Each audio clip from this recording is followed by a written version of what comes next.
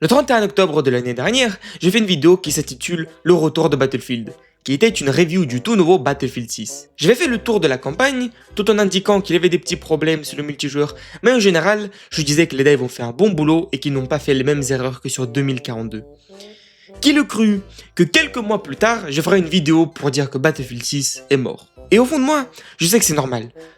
Tout jeu multijoueur, surtout un shooter, tôt ou tard finit par perdre son actualité et son online. Mais putain, pas après seulement 6 mois quoi. Mais bon, nous y voilà. La sortie de Battlefield 6 était si réussie qu'elle a battu tous les records. 7 millions de copies ont été vendues en seulement 3 jours.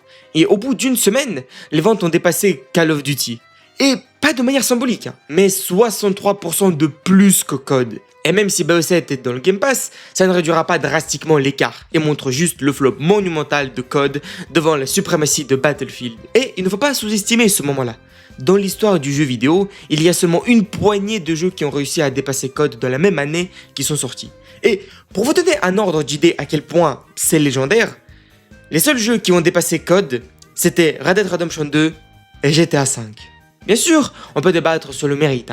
Est-ce que c'est parce que BF6 est délicieux ou BO7 juste pue la merde? Mais ce n'est pas le sujet d'aujourd'hui. Le drame d'aujourd'hui, c'est que le jeu a montré un succès commercial énorme en un temps record et il est en train de subir un homicide de la part d'Electronic Arts. Les chiffres ils sont là, je sors pas ça de mon cul. En octobre, on était à 300 000 joueurs actifs sur le jeu. Et en seulement 2 mois, le jeu a perdu près de 70% de ses joueurs. Et en mars, la baisse est de 87%, c'est-à-dire près de 40 000 joueurs actifs à ce jour. C'est de l'énorme merde si vous n'avez pas compris. En revenant sur le jeu à la sortie de la 2e saison, j'avais pas mal d'espoir. Je me suis dit que tous les problèmes ont été fixés et que du nouveau contenu a été ajouté. Oui, effectivement, il y a du nouveau contenu, mais c'est quoi ce contenu? La map Blackwell, c'est l'une des pires maps dans l'histoire de Battlefield. J'en ai vu des maps de merde, mais là c'est fait exprès. Elle me rappelle la map Hourglass sur Battlefield 2042. Mais sur Hourglass, il y avait au moins des gratte-ciel sur la map. Alors que Blackwell n'a même pas ça. C'est juste un énorme champ où les véhicules, les snipers et les mortiers peuvent farm des dizaines de kills sans sortir de leur spawn. Ce qui est assez cool pour les véhicules et les snipers. Mais ils sont censés faire quoi les autres? C'est le même problème sur la nouvelle map Contaminated. Je ne vois aucune raison de jouer autre chose que le sniper. Tu spawns, tu montes en hauteur et tu vois quasiment toute la map. Et c'est drôle de voir les petits cons courir en bas là en essayant de se cacher, mais il y a nulle part où se cacher. Pour ceux qui aiment les combats rapprochés, ils ont ajouté la map Hagental Base, qui est inspirée par la map Opération Locker de Battlefield 4. Mais le truc c'est que Opération Locker, c'est une map linéaire super compréhensible. Les combats étaient concentrés sur l'une des positions et il fallait percer les défenses ennemies soit par devant, soit passer sur le côté où pareil il y avait des combats. Visuellement, la map était extrêmement propre, quasiment monotone, sans détail à la con, ce qui est primordial sur les maps linéaires comme ça. Tu n'as aucun problème à repérer l'adversaire. Mais même si j'ai dit que les deux maps se ressemblent, Hagental Base se distingue de Opération Locker sur plusieurs choses. Un petit détail plaisant, c'est qu'il y a énormément de murs avec une croix dessus, indiquant qu'on peut les faire péter et débloquer un raccourci. Grâce à ça, il y a énormément de passages secrets, de détours, de tunnels, ce qui vous permet de débarquer dans le dos de l'ennemi. Sur papier, ça a l'air d'être cool. Jusqu'à ce que vous vous rendiez compte qu'on peut vous faire la même.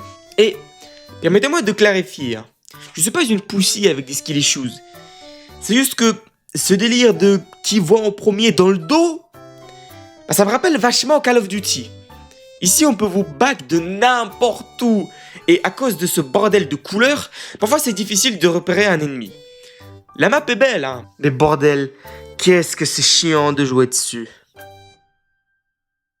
Et je comprends pas pourquoi DICE ne remet pas les maps des anciens BF. C'est tellement un tap-in évident, vu que ça arrange tout le monde. Les joueurs sont contents de courir sur les mêmes maps, et les devs ont moins d'efforts à mettre. Peut-être ils ont peur d'être accusés de manque d'originalité ou quoi, mais si vous mettez Blackwell et Caspian Border par exemple, personne ne va se plaindre. Il faut être réaliste. On est des autistes qui aiment jouer sur les mêmes maps. Et Fortnite OG l'ont prouvé en monétisant la nostalgie. À la place de faire ça, ils prennent des décisions honteuses qui ne font que gâcher le processus. Dans la dernière mage, ils ont enlevé les limitations sur le mortier, et maintenant, tu peux les utiliser depuis le spawn. Si seulement ces gros connards de DICE avaient lancé une game sur Miracle Valley, ils auraient vu à quel point c'est le bordel sur les premiers sites, c'est impossible de les défendre. Et ça concerne pas que cette map, hein. Sur absolument toutes les maps, défendre les sites, c'est faire un RP Palestine. Tu te fais bombarder non-stop. Maintenant, je me rends compte que tous les problèmes du multi que j'avais énumérés dans la première vidéo, ils n'ont pas été fixés. Ce qui est bizarre, vu que c'est des petits problèmes de merde qui, n'en valent pas tant la peine que ça. Par exemple, je disais que la progression était lente, et qu'à cause de ça, on subissait le multijoueur. Vu qu'on jouait avec les mêmes armes, les mêmes attachements, et que ça devenait juste ennuyant. Enfin oui, on voit ce que les devs essaient de faire. Hein. Waouh, regardez, vous pouvez jouer pendant des heures, tout en débloquant de nouveaux trucs. Vous sentez tout le temps la progression, c'est tellement cool. Mais non, c'est de l'énorme merde. Faire une progression aussi lente, dans l'espoir de garder les joueurs, ça n'a jamais marché. C'est juste se tirer une balle dans le pied. Vu que dans un shooter, le truc le plus important, c'est les armes. Vu que les armes créent de la diversité. Déjà, parce que vous pouvez jouer des armes différentes, mais aussi changer les caractéristiques des armes avec les attachements. Tout ça vous permet d'adapter votre style de jeu par rapport à la map, ou à la situation, ou même à votre envie, quoi. Et c'est le plaisir de customisation qui fait rester les joueurs dans un jeu. Mais si, comme un gros connard, t'étales ce gameplay, il n'en devient pas qualitatif. Parce que certes, tu joues plus longtemps, mais tu joues avec les mêmes attachements sur les mêmes armes. Mais à ça, vous pouvez ajouter un autre gros problème que je vais sous-estimer auparavant. C'est le système d'attachement basé sur les points. Avoir une limite de 100 points sur une arme... Les mecs, est-ce que j'ai besoin de dire que c'est de l'énorme merde? Ou c'est évident à ce point-là? Parce que on m'empêche de mettre tous mes modules sur une arme. Donc, en résumé, on passe des dizaines d'heures à débloquer tous les attachements pour ne pas pouvoir les utiliser. Trop bien! Et je sais ce que vous allez dire. On m'a déjà sorti ça. C'est pour ne pas avoir des pistolets double pompe, laser, Akimo, Ballstock. Certes. Mais c'est une manière paresseuse de balancer les choses. À la place de faire leur taf de dev et veiller à ce que tout soit juste, on va juste mettre une limite. Si par exemple, vous jouez la Vector et que vous voulez avoir 27 balles, il faut que vous sacrifiez 45 points. C'est quasiment la moitié des points disponibles. C'est le cas pareil pour la batteuse M250. Si tu veux un chargeur à 100 balles, tu dois sacrifier plus de la moitié des points disponibles. 55 points. Tu y ajoutes un viseur thermique à 25 et voilà. La compo de fou les mecs. C'est fini, tu peux plus rien mettre. On passe des armes suréquipées à des armes sous-équipées. Et ce système de merde donne naissance à un autre problème. Les modules forts ont des doublons moins forts. C'est-à-dire qu'on a deux versions d'un même cross. Sauf que il y en a une qui a des meilleures stats. Mais mince alors, elle coûte plus cher. C'est de l'énorme merde qui ne gratifie pas votre progrès. Et même vous prend pour des cons. Parce que vous êtes là, vous passez votre temps à débloquer des doublons moins forts. C'est quoi cette merde? Dans un autre scénario, ces doublons moins forts, ils n'auraient jamais servi. Mais là, vu qu'on a un système de points, comme par hasard, ces doublons de merde, certes tu te dis bon ils sont inutiles, mais en fait ils sont peut-être utiles parce qu'ils coûtent moins cher. C'est de l'énorme merde. Je suis d'accord qu'il faut limiter les attachements pour ne pas avoir des armes de fou comme sur Code. Mais bordel, ce système-là il pue la merde. Parce que même les attachements basiques, ça coûte des points. Par défaut, sur une arme que vous venez de débloquer, vous allez avoir 20 ou 30 points de modules inutiles qui vous donnent aucun putain d'avantage. Et avec tout ce que j'ai pu dire, vous pouvez croire que là, pour la conclusion, je vais trash talk DICE et dire qu'ils se sont rebranlés les couilles. Mais non, je vais couvrir DICE. Parce que Battlefield 6, c'est un bon jeu avec... Mais putain... Parce que Battlefield 6, c'est un bon jeu avec une base solide. Avec une base qui tient bien, contrairement à 2042. Mais une bonne base, ça ne suffit pas. Il faut un bon remplissage. Et quelle tragédie, DICE a un éditeur. Et c'est encore plus tragique quand ton éditeur, c'est Electronic Arts. L'autisme de cette entreprise dépasse tout ce qui est compréhensible. Juste pour vous le dire, il y a quelques mois, on a eu une info comme quoi EA est en train de licencier les gens qui ont bossé sur Battlefield 6.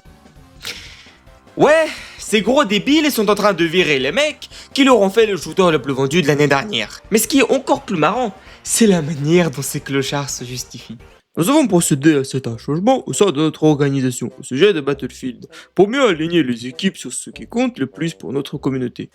Battlefield reste une de nos plus grandes priorités, et nous continuerons d'investir dans la franchise. Donc ils sont en train de dire que les licenciements c'est une chose positive qui s'aligne avec ce que les joueurs veulent.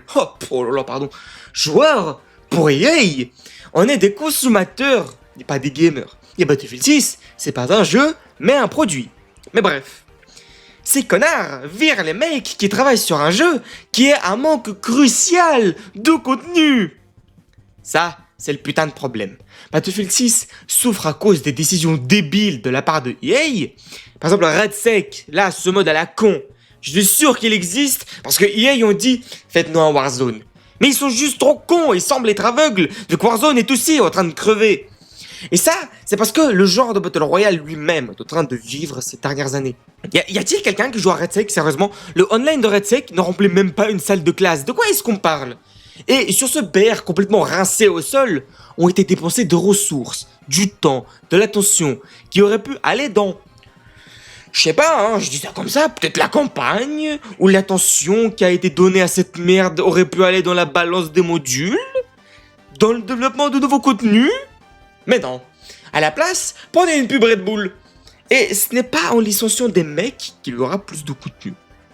Ajoutez à ça la mort de Vince Zampella. Je pense que Battlefield 6 n'a vraiment pas de chance. Mais j'espère vraiment que le jeu ira bien. Et vu ce qu'ils nous promettent dans le futur, j'ai pas mal d'espoir. Mais vu que c'est EA, ils trouveront un autre moyen de niquer DICE et le joueur avec leur avarice. Si vous avez aimé, n'oubliez pas de liker et de vous abonner à la chaîne. Sur ce, je dis au revoir. Au revoir gamer.